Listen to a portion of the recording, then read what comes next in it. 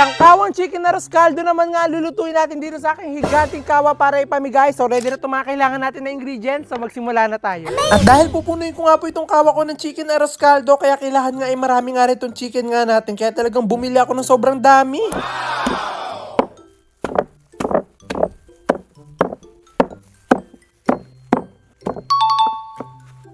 Kaya dali-dali ko na nga pong pinagkakat nga po itong napakarami nga nating manok sa malalaking size para talagang sobrang mabusog yung mga pagbibigyan natin. Kanina nga po kasing umaga talaga sobra ako nag-crave nga dito sa chicken arroz caldo kasi bigla nga bumuhos nga yung ulan. Kaya talagang naisipan ko na magluto nga ng maraming chicken arroz caldo. At hindi nga lang po basta-basta ng chicken arroz caldo nga ito kasi talagang sobrang dami nga nating sahog na manok. At matapos ko nga pong mahati-hati nga yung mga manok, dali-dali lang ako nagpunta dito sa aking higanting kawa para nga mag-fried ng bawang. Bibili na nga lang po sana kami kanina nga ng fried bawang nga sa palengke. Pero sabi nga ng mga kasama ko na mas masarap nga daw ang fried bawang kung ikaw nga daw mismong gagawa. Mas masarap at mas malasa nga daw po ito kaysa nga dun sa nabibili. Kaya talaga ako na nga lang gumawa para sumarap nga lalo yung ating arroz caldo. At pagkatapos ko nga po mag-fried ng bawang, naglagay na nga po ako dito na napakaraming butter kasi mag-uumpisa na nga po tayong maggisa. Sibuyas,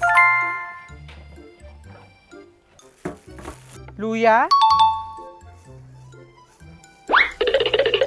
Kapag nga po kasi maulan ngayong panahon, talagang bukod nga po sa sopa sa champurado, talagang isa nga rin po itong arroz caldo sa lagi ko pinapaluto. Dalawang klase nga po yung sahog na laging nilalagay nga sa arroz caldo. Meron nga po dyan yung laman ng baka, pero mas gusto ko nga po talaga yung sahog niya ay talagang manok. Tapos yung gusto ko nga pong texture nga ng manok nga sa arroz caldo, yung naghihiwalay-hiwalay tapos sobrang lambot. At yun nga po yung gagawin nga natin dito, talagang papalambutin natin ng sobrang nga itong mga chicken nga natin, yung tipong maghihiwalay-hiwalay na nga sila sa buto. At ang parang mangyayari nga po dito sa niluluto nga natin ay talagang manok na merong konting arroz caldo. So, sobrang dami nga po kasi natin sahog, talaga nangangalahati na nga siya dito sa aking higanting kawa. At habang ini-stir ko nga po itong mga manok nga natin, talagang nilalagyan ko na nga rin po ito ng iba't ibang klaseng pampalasa para talagang kumapit sila dun sa ating pinakamanok. At matapos nga po natin may ilagay nga lahat nga ng pampalasa, itatakpan ko na nga po ito para talaga lumabas nga yung mantika ng pinakamanok nga natin kasi yun nga yung masarap sa arroz caldo. At habang pinagmamantika nga po natin siya, pumunta na nga po ako dito sa gilid para hugasan nga muna itong mga gagamitin nating bigas. At dalawang klase nga po ng bigas ang gagamitin nga po natin para sa ating chicken arroz caldo. Meron po tayo ditong malagkit na bigas at yung normal nga po ng bigas na sinasaing natin. Kaya nung nahugasan ko na nga po itong mga bigas nga natin at okay na nga rin yung pinagmamantika nga po nating manok, ay dali-dali na nga natin siyang ilalagay dito.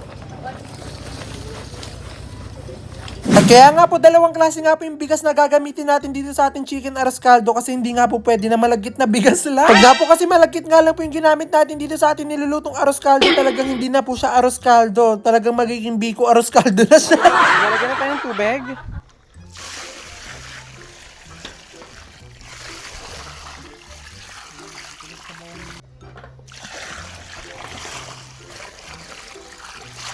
At ito nga po mga binuhos nga po nating tubig, hindi pa po ito yung pinaka-final na tubig nga po nitong ating arroz caldo kasi tatansya-tansyahin pa po natin siya. Maluluto pa nga po kasi itong mga bigas nga natin na talagang hihigop nga sila ng tubig kaya kailangan nga natin magdagdag ng magdagdag. At isa nga po talaga ito sa challenging nga sa pagluluto nga po dito sa aking higanting kawa, yung kailangan mo po siyang haluin ng walang tigil kasi masusunog na yung ilalim. Kaya talagang ilang oras nga po namin itong haluin hanggat maluto nga po yung pinakabigas. At hindi nga po magiging itsurang arroz caldo nga po itong niluluto nga natin kung hindi nga po natin lalagyan itong kasubha. Ito nga po kasi yung lalong magpapaganda at magpapasarap po dito sa ating chicken arroz caldo at hindi nga po pwedeng wala nga ganito kasi gusto ko talagang arroz caldo na meron pong ganito. At sa mga oras nga po na to talagang kinakabahan na nga po ako kasi itong mga bigas nga natin talagang medyo hindi pa po siya naluluto pero paapaw na nga po siya dito sa kawa ko. Kaya maya-maya nga lang din po habang tuloy-tuloy nga po namin siyang inahalo, ganito na nga po yung naging itsura niya, talagang malapit na nga umapaw. Pero sa tingin ko nga po yung talagang kakayanin nga to kasi sobrang laki nga po talaga ng kawa ko at kayang-kaya niya nga po yung ganito karami. At habang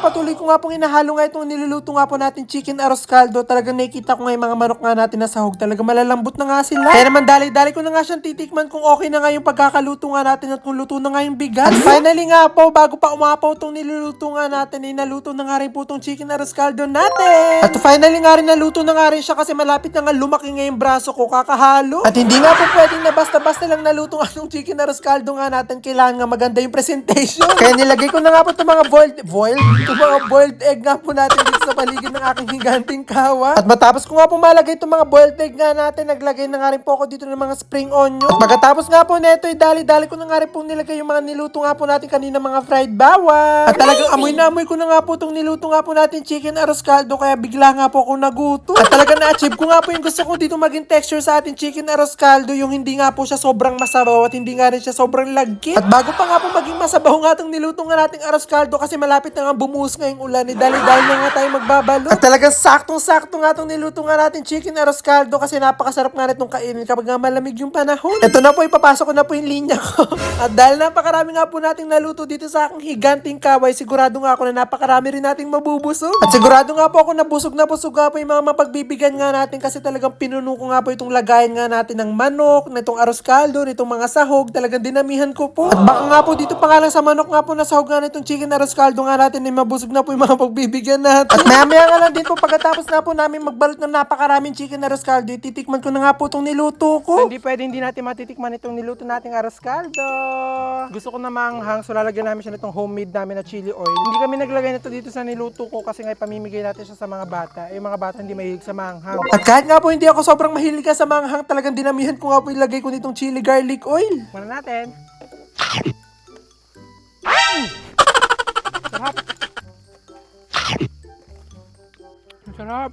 At nung natikman ko na nga po itong chicken arroz caldo nga po na niluto ko, talagang dito ko nga po nasabi na talagang na perfect ko nga siya, kasi talagang sobrang sarap ng lasa, tamang-tama, tapos yung chicken talagang sobrang lambot. At talagang excited na nga po ako sa magiging reaction nga po nito mga pagbibigyan nga natin, kaya dali-dali ko na nga po itong inasikaso para madala na nga po natin siya doon. At bukod nga po dito sa napakarami nga po naming nabalot, talaga meron pa po kaming dalangan na malaking kaserola na meron din po laman na arroz caldo, para kung sakaling nga po na gusto pa nilang kumain ulit, talagang pwede pa po. At matapos nga po ang medyo mahaba-haba nga po namin biyahe, nakarating na nga rin po kami dito sa maliit at liblib nga na paaralan. At talaga nakikita ko na nga rin po sa kanila na excited na nga rin sila dito sa aking niluto, kaya dali-dali ko na nga rin silang pinagbibigyan. Alam niyo po ba kanina nung nasa biyahe po kami, talagang grabe talaga yung buhos ng ulan, para talagang bagyo yung level ng ulan, pero sabi ko sana tumigil yung ulan para talaga maayos kami makapagbigay. Talagang nagulat ako, biglang tumigil yung ulan. At mukhang hindi nga lang po kayong mga followers ko nga po ang nakasubaybay nga po dito sa ginagawa ko, pati nga rin po si Lord talagang nanonood. Amazing!